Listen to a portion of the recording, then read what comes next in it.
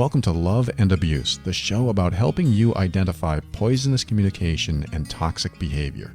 You deserve to be treated with respect and kindness. That's why it's important that you learn to pinpoint manipulative and controlling behavior so that you keep your power and your sanity. I'm your host, Paul Coliani.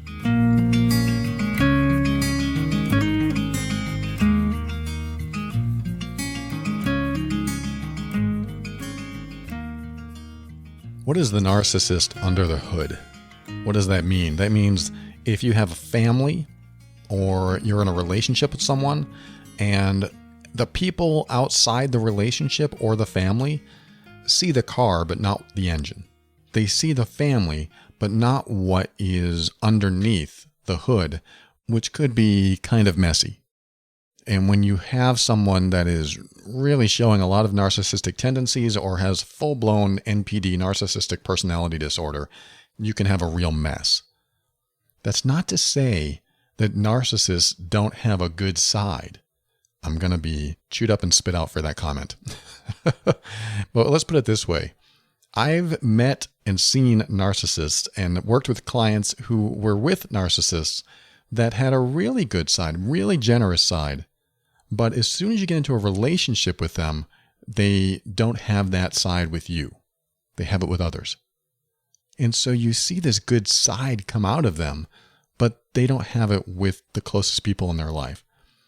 That's because, and this is just my own opinion, but it's based on my research and study into narcissism, it's based on the narcissist believing that the closest people to him or her are basically extensions of them. In other words, if I'm the narcissist and I depend on my two arms and you come into my life, you are basically my third arm. You are something that I don't want to ever get cut off. I never want to lose it. I always want it to be a part of me, and I also want it to do what I want it to do. I want to control it. I want to put a shirt on or not, put a tattoo on or not. It doesn't matter. It's my arm. I can do anything I want with it.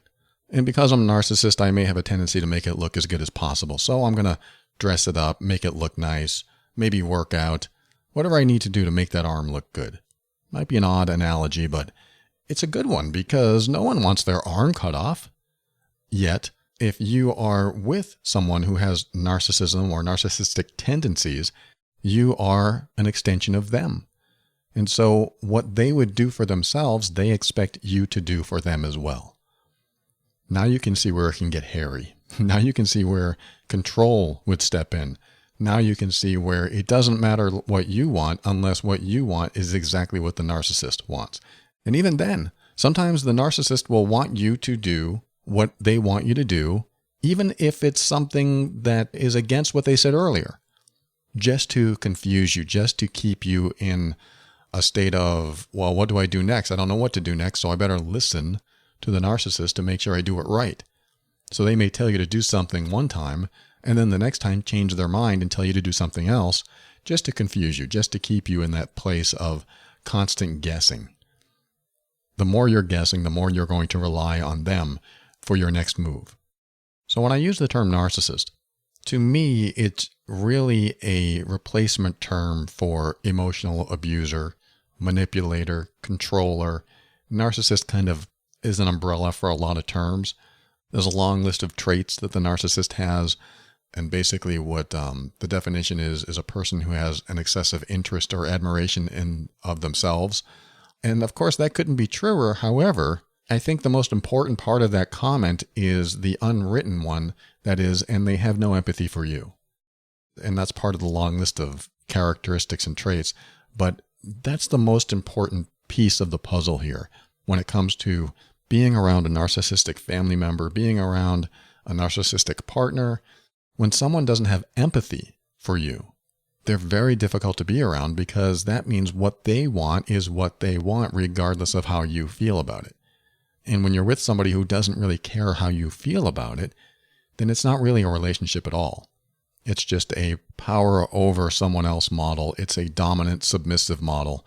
And when you're in that kind of dynamic, you either abide by the rules of the narcissist or fight against them the entire time.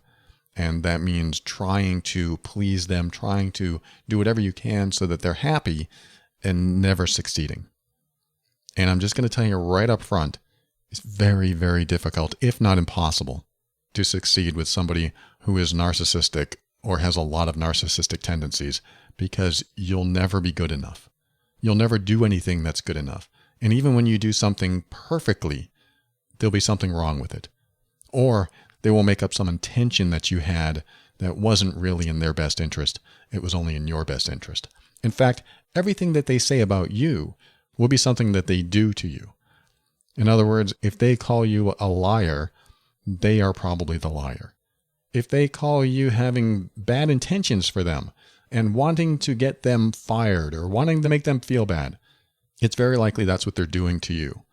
It's a redirect. Refocus on you. Let's talk about you. Let's keep you on the defense so that we don't have to talk about me and I can get away with everything I want to get away with, so you continue to feel bad about yourself, so that we can continue focusing on you and not put the spotlight on me. Once the spotlight is on the narcissist, then the heavy guns come out.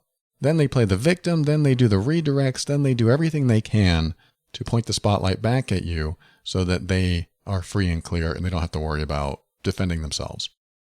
So when I talk about narcissism in the sense of relationships, I'm not talking about necessarily the traits that you'd see in business where somebody rises to the top and they're arrogant and pretentious and acting entitled or anything like that. I'm talking about narcissism in relationships. And I usually use the term emotional abuse instead of narcissism because it covers a broader range of behaviors that are all meant to put you in your place while they get what they want. And your place is anywhere they want you to be. If they are doing something badly to you, they want you to feel badly about it so that they can get away with it. It's always about them getting away with it. I shouldn't say always, but normally it's about them wanting to get away with some behavior, even the most subtle behavior. And so I'm not going to focus on narcissism as a personality disorder, but today I want to talk about someone who was actually married to a narcissist for a good 20 plus years. She wrote to me and she said, after 26 years, I finally separated, and to everyone else, it seemed that I had a perfect marriage.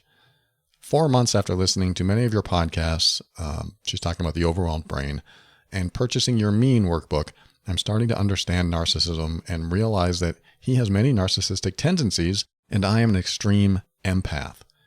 I've now emotionally separated myself, and I feel in a better place. My question is, how do I explain what went wrong when friends and relatives are confused about our recent separation? I don't want people to think that I just wanted out for no real reason, and yet I don't want people to think badly of him. And yet I want people to realize that I wouldn't be going through this hell for no good reason.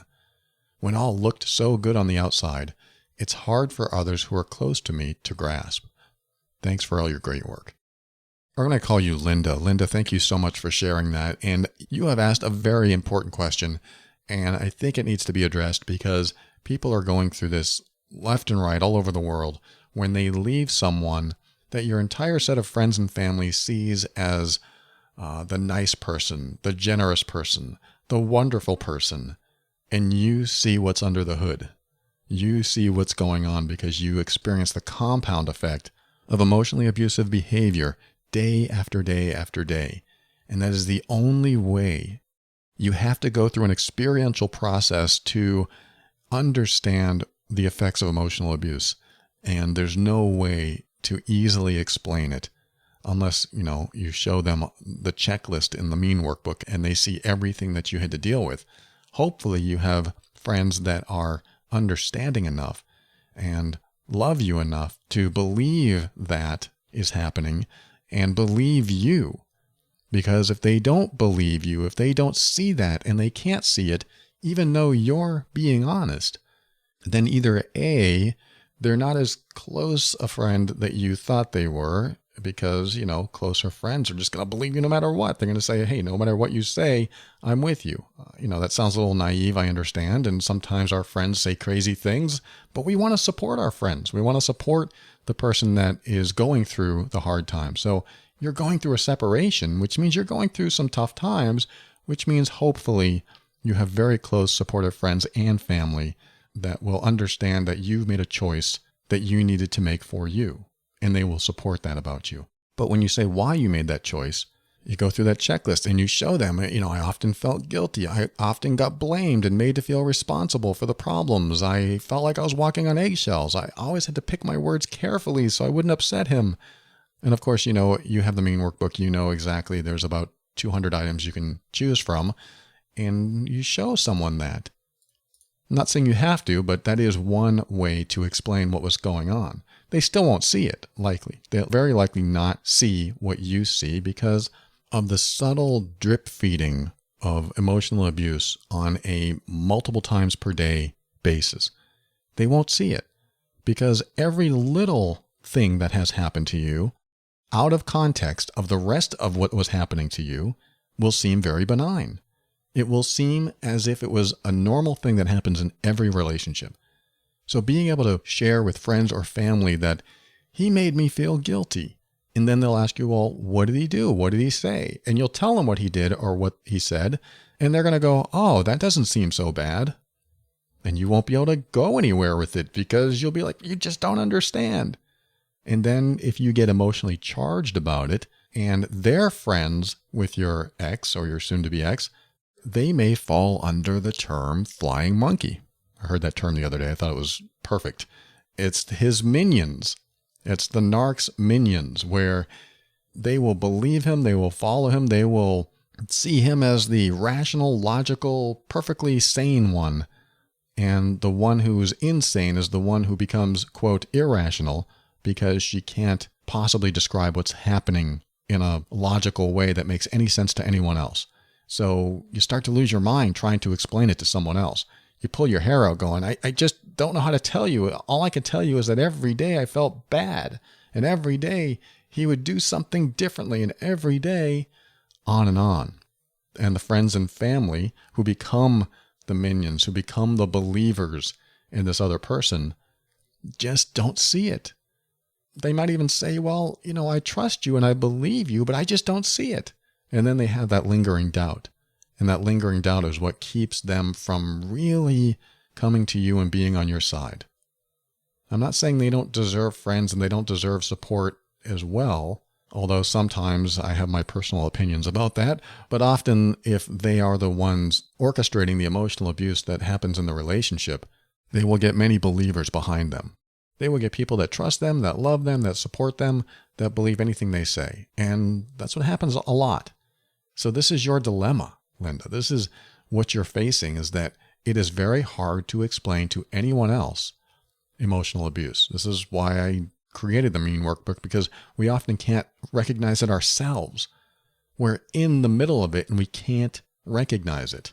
All we know is that we feel bad. All we know is that we feel guilty. All we know is that we are now indecisive and unable to trust ourselves anymore because we're in this relationship and we don't even realize why it's happening, but we just know something's happening. And they're so good at orchestrating things in a way that make us believe that we are doing it ourselves, that it's even worse because then everyone else, our friends and our family, think we're crazy. And of course, the narcissist will say, I've tried to get through to her. This is how she is. She just goes crazy. That's what they'll say to friends and family of yours. And then friends and family of yours will come to you and you'll try to explain what's happening. And you won't be able to explain it, and you'll start getting emotionally charged, and you'll be trying to explain it, and maybe you'll cry, maybe you'll just get so frustrated. And then they'll say in the back of their mind, oh, this is what he was talking about. She really is starting to go crazy. That's the hard part, is that when you're in a relationship like this, especially for this long, they're going to look at you and say, wow, you stayed this long, so it couldn't have been that bad. They're going to say things like that. They're going to say, wow, I've never seen that side of them. I don't know what you're talking about. So I know what you're asking, Linda. Let me reread a couple things that you said and make comments on them. One of the things that you said was, I'm an extreme empath. And you said, I got your Mean Workbook and I'm starting to understand narcissism and I'm realizing he has many tendencies. Let me just say this about that. As an extreme empath, you don't know a tenth of what narcissism is. I know that sounds a little offensive, and I'm sorry. I know you're starting to understand it and starting to figure it out more. But empathetic people don't understand how other people can't be empathetic. I've seen this a lot, where if you have any amount of empathy for anyone, you can't understand how other people can't have empathy for others as well. It just doesn't make any sense. So Linda, you are educating yourself. You are learning. You are starting to understand this. But if you really, really want to understand what they're like, turn off your empathy. Turn off your empathy completely. Have no care about anyone else's feelings. That means if you're driving along and you need to turn around in your driveway and the only way to do it is to turn around in your neighbor's lawn, you don't care. You just pull into the lawn, turn around, leave some marks, and go. And you just don't care. That means if you watch somebody fall in front of you and you see that they're really hurt, old, young, doesn't matter. You just don't care. You don't offer to help them. You just watch them fall and it doesn't faze you. Not a lot of people can do this. Not a lot of people that have empathy can do this. When you have empathy, you're more likely to jump at the opportunity to help someone in need than not. That doesn't mean you always do. It just means that, especially when it happens right in front of you, you're more likely to jump at that opportunity to help them out because you can see they're in pain. I once fell through a hole in someone's front porch, and they did not jump at the chance to help me at all. In fact, they didn't even say, "I'm sorry, I never got that hole fixed." Yes, this was sort of someone who had narcissism, but more of a sociopath. But after that, I realized, wow, no empathy whatsoever. Didn't even care that I fell through that hole. That's so weird. You think you know people until you meet people without empathy. And so your comment about being an extreme empath, when you're with a narcissist, talk about two extreme opposites. But that's what happens. That's what the narc wants. The narcissist wants someone who is empathic because they know you're going to feel bad for them. And they don't have to feel bad for you. All they have to worry about is you feeling bad for them and always trying to seek attention from them. You trying to seek attention from them is attention for them. It is their supply. So I just wanted to address that. You'll probably never understand narcissism fully. I probably will never understand narcissism fully because I have empathy and they don't.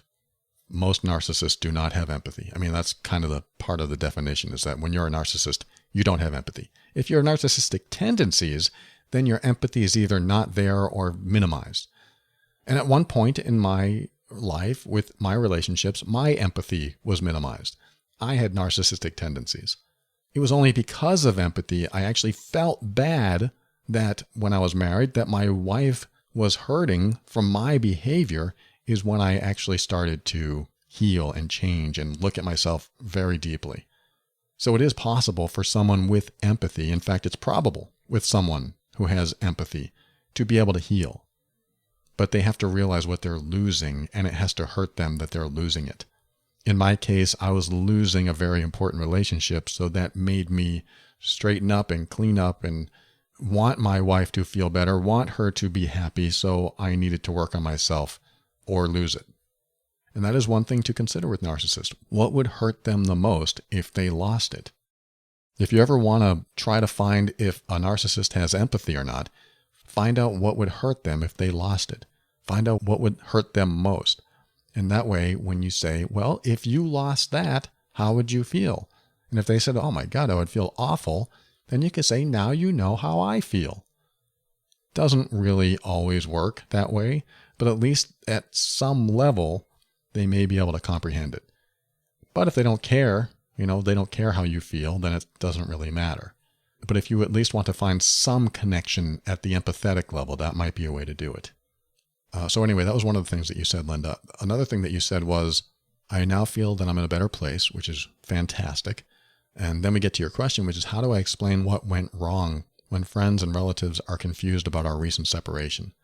I don't want people to think that I just wanted out for no real reason. Well, first of all, I want you to be okay with that.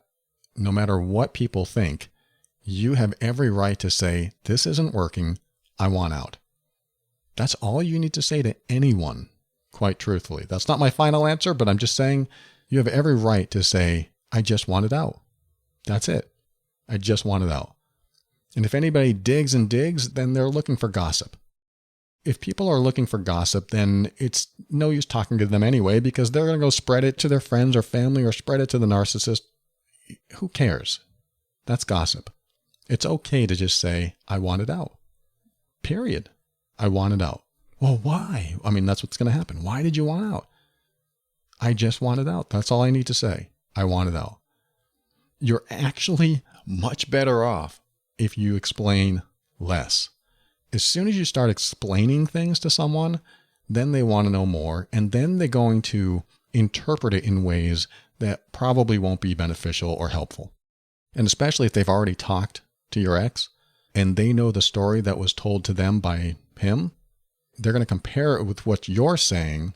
And because the narcissist is so crafty, the narcissist is going to prepare your friends and family to hear you in a way that makes you sound like you're wrong, irrational, crazy, whatever it is. The narcissist is going to prepare them for whatever you say, which is why it's so important to say very, very little. Don't say much at all. It's better to say things just didn't work out than to say, it didn't work out because he does this to me, he does that to me, we argue, we do this, we do that. It's better to just leave all of that out, because what will happen is that a lot of people are smart. They'll figure it out. The person who says the least is usually the one who doesn't have to convince anyone that there really is something wrong. The person who says the most is often seen as the one trying to convince everyone to believe their story over the other person's. And you're much better off not trying to convince anyone. For several reasons, really. When you are trying to give more details, the people you're telling may have already been primed by the narcissist/emotional abuser. They may have already talked to that person, or have a general understanding of that person, or think they know that person so well, but they only know what was shown to them. So you're already going to have someone that's biased, and that's very hard to beat. It's very hard to get past, because a narcissist plays this game, preparing people sometimes for years. Sometimes for years, they will prepare people for moments like this so that they have all the credibility and you have none. And then B, when you share too much, there's more to use against you. And then you find yourself having to explain every single detail. Now, hopefully friends and family won't do that to you. Hopefully when you say, it was just over, it just wasn't working out anymore. This is the decision that I made, and I'm happy with it. Hopefully they'll go, all right then, that's great. I support you, whatever you want to do, great. And then later you can talk about it maybe months or even years down the road. But right now, when everything is really fresh, in my opinion, you should leave everything very, very minimal. Don't say much at all. Otherwise, it can be used against you. Because once what you said gets back to the narcissist, they will twist it to serve them. They will twist it so that the person believes you're crazy, you're insane, you're the bad person, and they are the good person. They will run their smear campaign. And unfortunately, you may actually lose friends and family through this. Because not everyone has to be completely naive to believe the narcissist. They just have to have been taken in through their priming process, priming them to hear falsehoods that they believe are truths. In other words, when the narcissist lies to them and tells them what they want them to hear, making you sound bad, the friends and family that have been primed are more likely to believe it and probably will. So that's a huge challenge. I get it. I get where you're at. In fact, my girlfriend went through this. She was married to a sociopath, and when they were getting divorced, he was mad at her. He was so mad that she would leave him, even though he cheated many, many, many times, even before and after they got married. He was just a real piece of work, and he got mad at her for wanting a divorce. And one of his family members kept putting her down and saying that she was bad and she was wrong because he fell for all his lies. He fell for all that manipulation. Until one day he found out the truth from some other source, and he completely changed his tune. And that was the only way my girlfriend could ever get the truth into his head, is by somebody else revealing to him what's really going on. Because no matter what my girlfriend said, if she said, no, that's not what happened, no, that's not what I did, no matter what, it didn't matter. her soon-to-be ex's family members were his, quote, flying monkeys. They were his minions. They were his followers. And so there's nothing really you can do about those people. Once you are around the minions and the flying monkeys, you just have to sit back and let the truth reveal itself to them in whatever way, whenever it needs to happen, because there's nothing you can do about it, which is why it's so important to keep the details at a minimum. So you said you don't want people to think badly of him. I would say don't worry about that at all, because no matter what you do, he will get people to feel the way he wants them to feel about him. If he wants to play the victim, he will play the victim. Most narcissist emotional abusers will say, they're doing this to me. Just like my girlfriend's ex, she's divorcing me. She's causing all these problems. Even though he was being emotionally abusive, even though he was cheating, even though he was lying and doing all kinds of bad things in their relationship. So my point is, don't even worry about it, because your ex will shape how he wants others to feel about him no matter what you do or say. And quite frankly, people are going to have their own opinions no matter what you say, but let people think for themselves. Let them think whatever they want. It's best if you just keep it very, very short and sweet. It was just time. I had to leave. This is the best decision for both of us. You can say that. This is the best decision for both of us.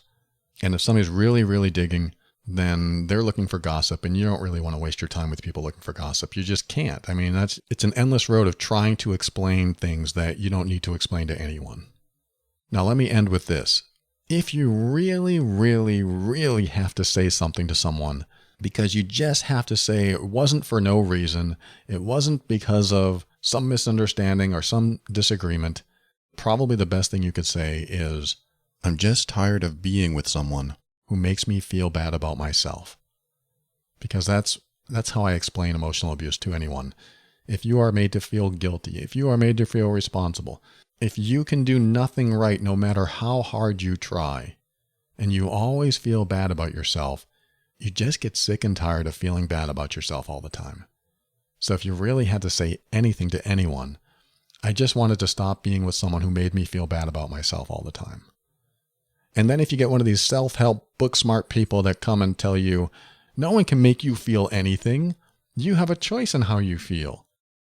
I personally don't believe that. I've seen this where someone can make someone else feel bad. I've seen it. And I know that's the opposite of what we hear. No one can make you feel anything. We have a choice in how we respond to situations. Absolutely. We have a choice on whether to stay with toxic people or not. Absolutely. Sometimes we feel like we don't. I know that. But if we really broke it down to if you had a choice or not, you probably do. You probably absolutely do have a choice. Yeah, but I don't like what happens if I make that choice. That's true. That could be absolutely true. But you probably do have a choice. And then you could look at those choices and say, see, you made those choices, which means you made yourself feel bad. I agree with that too.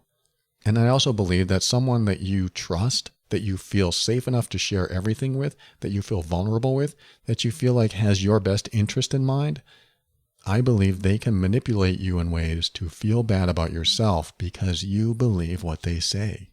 That's what happens, is that you are with someone for long enough, and of course they've proven themselves to you. They've shown that they're smart and they love you and they support you. And so when they start saying things about you that aren't true, you believe those too. And so I am a firm believer that someone else can make you feel bad. You may not be able to convince anyone else of that. All I'm trying to say is that if someone comes along and says, you have a choice to feel good or bad about this, you probably didn't. Not in this case. Not with certain people. Not with the manipulative, deceptive, narcissistic people that I'm talking about now. So Linda, that's my answer for you. Keep it short. Keep it simple. Don't get into details with anyone unless someone is really on your side, because so many people don't understand emotional abuse. So many people don't understand narcissism. So many people don't know what you're going through and may never. And some people will. Some people will come up to you and say, I know exactly what's happening here. That's what my girlfriend's therapist said when she was getting a divorce. She goes, I know exactly what's happening here. And my girlfriend started crying because somebody finally understood. And it's hard to find those people sometimes. But don't worry, I understand. And everyone listening to the show probably understands too. You have a large support system out here. And I definitely don't want to see you going through this, what you say, hell for no good reason. It will be tough. As you go through this, it will be tough. They're going to pull out everything in the book. Look up the gray rock technique. It's being dull and boring and non-reactive to everything he does. That's going to be very helpful for you as you go through this, because as soon as he gets under your skin, as soon as you get emotionally charged or triggered, then you're going to look crazy. You're going to look like the irrational one, and he's got plenty of ammo to use against you. You got to give them the minimum. And as for friends and family, they either support you or not. They either support you making decisions for yourself, you honoring yourself, you doing the right thing for you, or not. You don't have to explain yourself to anyone because it's your choice and you have every right to make it. Love and Abuse is the official podcast of the Mean Workbook, what Linda was talking about. It's an assessment and healing guide for difficult relationships. It really does help you pinpoint the exact behaviors causing the difficulties in your relationship. Head over to loveandabuse.com. This show exists to remind you that you are not alone and you're not going crazy. You deserve to be treated with kindness and respect. You deserve honesty and sincerity. You deserve to be treated as worthy and significant because you are. Thank you for joining me today. We'll talk again soon.